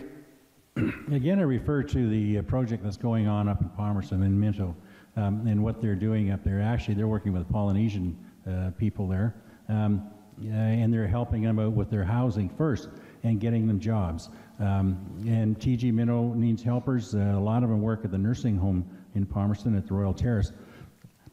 So they have a place to live, and they can start building up their equity as they move along. And then at some point, they may choose to buy a home. And this is the way that they're working with them up there. I think it's a program that has a lot of merit to it. And I think that other communities, certainly in this riding and throughout Ontario, can look at this project as it matures. It isn't finished yet. They're still remodeling some apartments for these people to live in.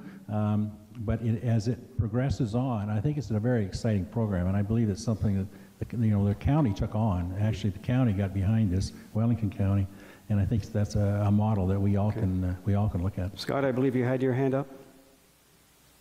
Well, I was just going to say that as far as immigration, newcomers goes, the government, we need people. It's a huge country. We want people. It has been what this country was built on. There's no question about it. But by the same token, we're also a country of law, and part of the process needs to be that the province, should clearly, with the absence of a crisis situation where, like we seen with the Vietnamese so many years ago. But there needs to be a law, there needs to be numbers, and there needs to be accommodations made to look after those numbers. And I mean, they need housing, they need language services, they need support in every way possible. But if you do it with, it seems that so much of what the government is doing is they'll tell you there's a plan, but the way they just throw money at it and then it gets out of control, you just have to wonder. And I think a well thought out plan would deal with all that type of thing. Okay. Mr. Smink. Yeah, there's lots of programs that are available to immigrants now that weren't there 50 years ago. When my parents immigrated in '51, they had 3 kids and $300 in their pocket. There was no unemployment insurance, there was no welfare, there was nothing. You sank or swam on your own. Well, I think the real question here on immigration that we should be addressing is illegal immigration, especially what's happening in Roxham Road in Quebec there, where people are crossing over from the U.S. as refugees. Last year, 44,000 illegal immigrants came in to the country. This year, they're coming in at 4 to 5 times the rate, so you're looking at 200,000 illegal immigrants coming over claiming refugee status with their Gucci travel luggage. They get free health care, they get dental care, which we don't get. They get welfare, they get housing. If a family have 3 people, they get $1,500 a month plus $2,200 if they have children. That's $3,700 a month. They're getting $44,000 tax-free. Yeah. Tax-free dollars. That's more than I make, and I work 40 hours a week. So we're being, this illegal immigration has to be stop put to it. Thank you. Thank you, Robert. I want to move things along because we're just about on a racetrack. Can I just answer, please? Okay. Yeah. I think our town council has done a great job of inviting and taking care of immigrants who came in 2015. I think there has to be a plan But I think the private donations that have happened with housing and supports have actually worked better in Stratford here than it did with the federal program. Thank you. Okay. Want to get to our last question here, sir. Stand up and address the candidates. My name is Richard Catt. I've been a resident in Stratford for 3 decades. Assuming we get a majority government in Ontario, as we have this week, more than 60% of the electorate is going to be very disappointed. True. I wouldn't have any problems with minority government, and I wonder if I could get opinions from you folks about the possibility of minority government. I think is much more accountable and more responsive to function and to what the electorate really wants. Thank you. Did you want to address that to anyone in particular? Okay, we'll open it up here. Brandon Knight. Well, I think there's a lot of undecideds. I don't know exactly how June 7th is going to go. But I think how you get more responsive government is stronger representation in your local riding to the needs that you have and address them with fresh new perspectives into Queen's Park. And there's another 123 MPPs there that are all fighting for services and investments in their riding. So I think someone who works hard and who works with the people in their riding to bring better representation can work within a minority government or a majority government to better serve the people they represent. Good. Anybody else want to respond to that? Mr. Pettipies. There are benefits to both. Certainly I'm working for majority government because that's my goal. An example of how minority government works, we would have never known about the gas plant scandal without minority government. And the day that Ms. Wynne won majority, she shut that committee down.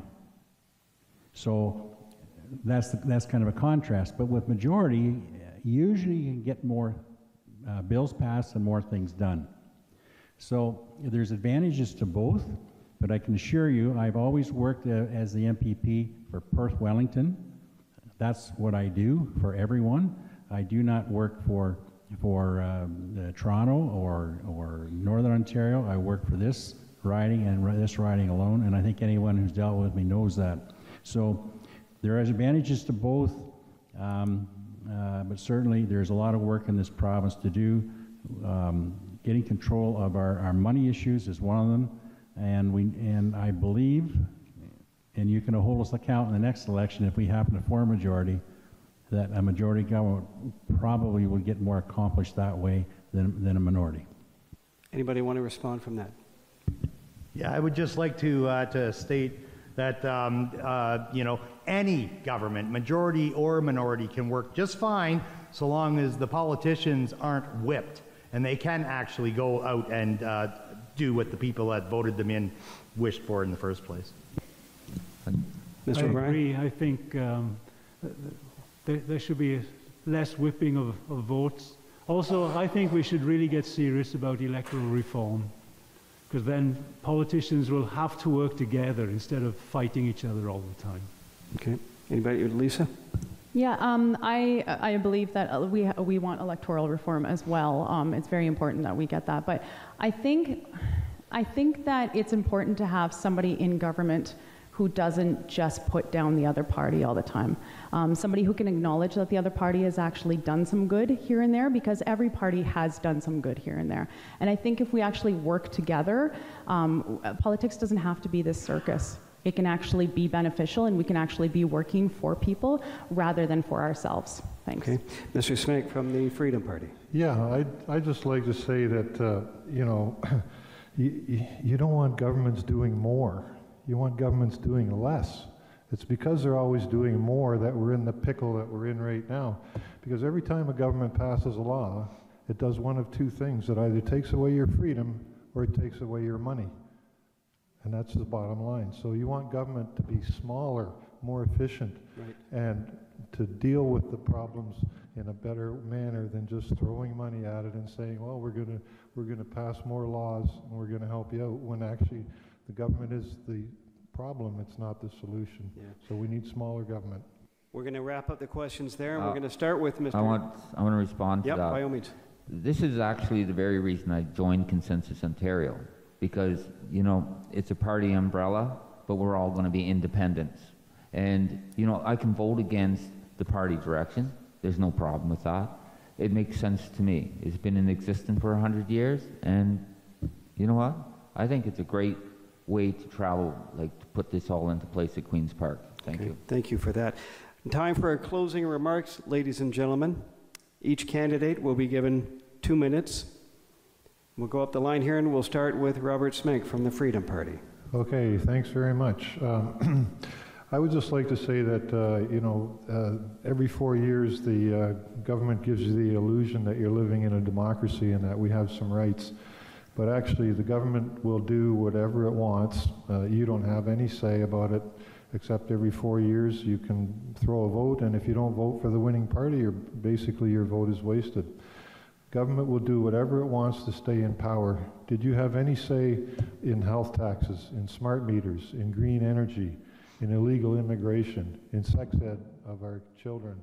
Do you have any say in the carbon taxes that we are going to have to pay? Did you have any say in the windmills that are all over the place, in the excess gas taxes that we're paying, in the out-of-control spending that the government has done, in the huge deficits that they've created, in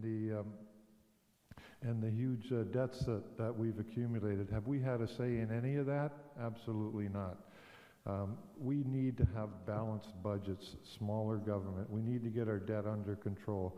We have to say no to illegal immigration. We have to say no to chemtrail spraying and solar radiation management and weather manipulation and cloud seeding. I want you to vote for Freedom Party to show that you have a belief in government by principle and a belief in individual rights. Make it a protest vote if you like, but vote for a non-socialist policy. Give us, if you vote for Freedom Party, you'll give us and our ideas more credibility. As I said, we need smaller governments, and I ask you to vote for Robbie Smenk. Thank you. Thank you, Mr. Smenk. Move on to Randy Pettipies from the PC Party. No, thank you to all that came out tonight. This was a very good crowd, very good questions. I really enjoyed that. And I want to thank all our candidates for coming out tonight, and especially you, Mr. Moderator, and the Stratford District Chamber of Commerce. You know, my approach has always been to represent the riding at Queen's Park. And if re-elected, I will continue to champion the people of this riding. I've worked for our communities, I've worked for our culture and our interests and our values, and I will continue doing that. And you know, no one has the corner on good ideas. And I will continue to rely on your ideas and your advice. The Ray Walter Act, the idea came from local firefighters. Our efforts on Hillside Manor were inspired by local municipalities and all those who spoke out. And I will continue to put local needs and local communities first. Finally, for the voters who remain undecided, I propose 3 questions. First, have the Liberals earned another term, or do they need to be replaced? 2, does Ontario need even more taxing and spending, or should the government live within its means? And 3, which local candidate do you trust to get things done in our riding? To those who are here tonight and to all my constituents, I will continue working hard to be that candidate. On June the 7th, I ask for your vote. Thank you. Thank you, Randy. Lisa Olson from the Green Party. You have 2 minutes. Thanks. I'd just like to thank you again for having me here. I really appreciate it. It has been a very good debate. This Thursday, when you're voting, I really want to urge you to vote with your ideals and your value system, and vote for the party that best matches those, and the person you think is actually going to bring those values and your idea of what Ontario should be to fruition. I encourage you to check out all the parties and vote for yourself, because when we go to the polls, we're actually voting for ourselves. We're not voting for a party, we're voting for ourselves and what kind of Ontario we want. If we vote against that, we're voting against ourselves, and that doesn't help anyone ever. I don't believe our environment and our deficit and our livelihoods can wait another 4 years. That's why I'm here today. I really think that these issues need to be pushed in, and when you vote for the Green Party, Mike Schreiner, the leader of the Green Party, is expected to get in Guelph. It's going to happen this time. So when you do vote for the Green Party, you're actually telling these guys up here that the issues that I've brought up today matter. And so they're going to start to adopt some of these policies. And that's why I'm here. Because it doesn't need to be me, it doesn't need to be the Green Party, it needs to be someone standing up for our future. The Green Party, our fiscal plan, we support pharmacare for everyone, doesn't depend on age, universal dental care, a basic income guarantee, which is actually cheaper than what we're doing right now to conquer poverty. We're looking at tackling these problems and being brave and facing them head on. Our addiction, our opiate crisis, we're looking at being brave and tackling these problems head on and getting to the source of the problems before they become an economic and social nightmare. We're looking at fixing Ontario. And I'd just like you to check us out, gpo.ca, and just see if we match with you. Thank you. Thank you, Lisa. Michael O'Brien from the NDP, you have 2 minutes. Thank you for your attention tonight and for inviting us all to the debate. For me, our investment in healthcare is a return to the future, because I grew up as a youngster and enjoyed Medicare, dental care, pharmacare, and all its associated benefits. In fact, if it hadn't been for Medicare and because of the poverty of or not poverty, but my family were poor, I probably wouldn't be here now, because I had pneumonia when I was about 4 and spent 4 weeks in an oxygen tent. But our role is almost over. It's up to you now to decide who you want to vote for. All our platforms are available on the websites. You have to think about us, think about the other parties. You've seen us all as candidates. Now you have to decide who you like the best, or who you think will change things for the better. Thank you very much. Thank you, Michael. Moving down here to Mr. McKendrick from the Consensus Ontario Party.